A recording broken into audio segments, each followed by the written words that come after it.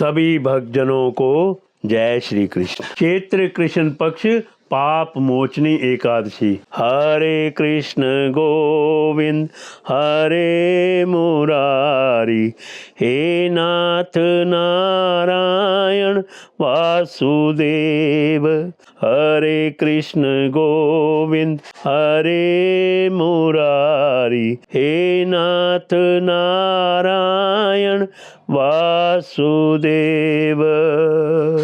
धर्मराज युधिष्ठिर बोले, हे भगवान, मैंने फाल्गुन माह की शुक्ल पक्ष की एकादशी का महात्म सुना। अब आप चैत्र माह के कृष्ण पक्ष की एकादशी के बारे में बतलाइए। इस एकादशी का नाम और इसमें कौन से देवता की पूजा की जाती है तथा इसकी विधि क्या है, सो सब विस्तार पूर्वक कहिए। श्री कृष्ण भगवान बोले, हे राजन, एक समय मानधाता ने लोमेश ऋषि से ऐसा ही प्रश्न पूछा था।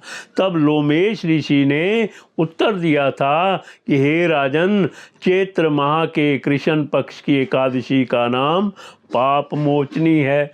इसके व्रत के प्रभाव से मनुष्यों के अनेक पाप नष्ट हो जाते हैं। इसकी कथा इस प्रकार है। प्राचीन समय में चैत्रथ वन में अप्सराएं निवास करती थी। वहाँ हर समय बसंत रहता था। उस वन में एक मेघावी नामक मुनि तपस्या करते थे। वे शिव भक्त थे। एक दिन मंजू घोषा नामक एक अप्सरा उनको मोहित करने के लिए सितार बजा बजा कर मधुर मधुर गाने गाने लगी। उस समय शिव के शत्रु अनंग कामदेव भी शिव भगत मेघावी मुनि को जीतने के लिए तैयार हुए। कामदेव ने उस सुंदर अप्सरा के भ्रू को धनुष बनाया, कटाक्ष को उसकी प्रत्यंचा डोरी बनाई, उसके नेत्रों को उसने संकेत बनाया और कूचों को कुरी बनाया। उसने मंजू घोषा अप्सरा को सेनापति बनाया। इस तरह कामदेव अपने शत्रु भक्त को जीतने को तैयार हुआ। इस समय मेघावी मुनि भी युवा तथा हष्ट पुष्ट थे। उन्होंने यज्ञोपवीत तथा दंड धारण कर रखा था। उस मुनि को देखकर मंजू घोषा ने धीरे धीरे मधुर वाणी से वीणा पर गाना शुरू किया। मेघावी मुनि भी मंजू घोषा के मधुर गान पर तथा उसके सौंदर्य पर मोहित हो गए।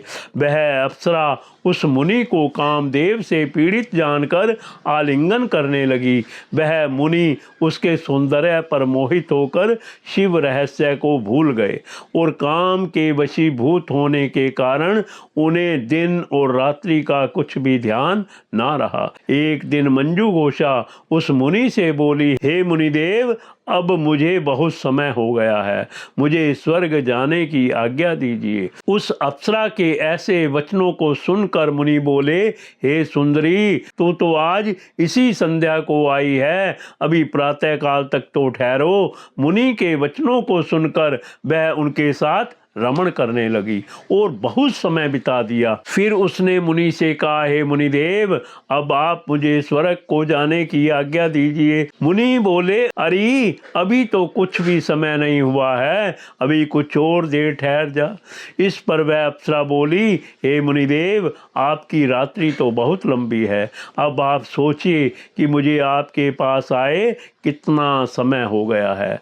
उस अप्सरा के वचनों को सुनकर मुनि को ज्ञान प्राप्त हो गया और समय का विचार करने लगे।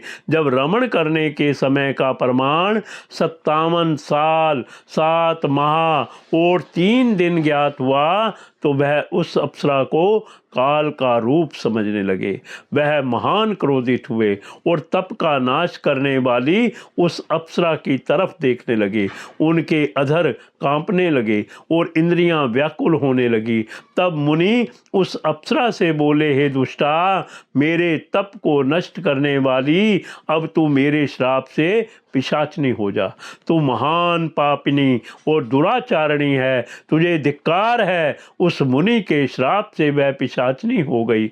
तब वह बोली, हे मुनि, अब मुझ पर क्रोध को त्याग कर प्रसन्न हो जाइए और इस श्राप का निवारण कीजिए। तब मुनि को कुछ शांति मिली और वह पिशाचनी से बोले, रे दुष्टा, मैं तुझे श्राप से छूटने का उपाय बतलाता हूँ। चैत्र माह के कृष्ण पक्ष की जो एकादशी है उसका नाम पाप मोचनी है। उस एकादशी का व्रत करने से तेरी पिशाचनी देह छूट जाएगी। इस प्रकार मुनि ने उसको समस्त विधि आदि बतला दी और अपने पिता च्यवन ऋषि के पास गए। च्यवन ऋषि अपने पुत्र को देखकर बोले, रे पुत्र, तूने यह क्या किया? तेरे समस्त तप नष्ट हो गए हैं। मेघावी बोले, हे पिताजी, मैंने बहुत बड़ा पाप किया है, आप उससे छूटने का कोई उपाय बतलाइए। च्यवन ऋषि बोले, हे तात, तुम चैत्र माह के कृष्ण पक्ष की पाप मोचनी नाम की एकादशी का विधि तथा भक्ति पूर्वक व्रत करो। इन वचनों को सुनकर मेघावी ऋषि ने पाप मोचनी एकादशी का विधि पूर्वक उपवास किया, जिसके प्रभाव से उनके समस्त पाप नष्ट हो गए। मंजू, घोषा, अप्सरा भी पाप मोचनी का व्रत करने से पिशाचनी की देह से छूट गई और सुंदर रूप धारण करके स्वर्ग लोक को चली गई। लोमस ऋषि बोले, हे राजन, इस पाप मोचनी एकादशी के प्रभाव से सब पाप नष्ट हो जाते हैं। इस एकादशी कथा के श्रवण करने एवं पढ़ने से 1000 गौ दान करने का फल मिलता है। इस व्रत के करने से ब्रह्म हत्या करने वाले, अगंबा गमन करने वाले आदि के पाप नष्ट हो जाते हैं और अंत में स्वर्ग को चले जाते हैं। कथा सार इस कथा से स्पष्ट है कि देह जन्य आकर्षण अधिक समय तक नहीं रहता। देह के लोभ में पड़कर मेघावी ऋषि अपने तप संकल्प को भूल गए। इसे घोर अपराध माना जाता है, किंतु भगवान विष्णु की पाप मोचनी शक्ति इस घोर अपराध के पाप से भी सहज ही मुक्ति दिलाने में सक्षम है। जो प्राणी सदकर्मों का संकल्प करके बाद में लोभ, लालच और भोग विलास के वशीभूत होकर अपने संकल्प से गिर जाते हैं, वे घोर नरक के अपराधी होते हैं। किंतु पाप मोचनी सभी पापों से मुक्त करके प्राणी को स्वर्ग का अधिकारी बना देती है। पाप मोचनी एकादशी व्रत कथा संपूर्ण। हरे कृष्ण गोविंद हरे मुरारी, हे नाथ नारायण वासुदेव। हरे कृष्ण गोविंद हरे मुरारी, हे नाथ नारायण वासुदेव।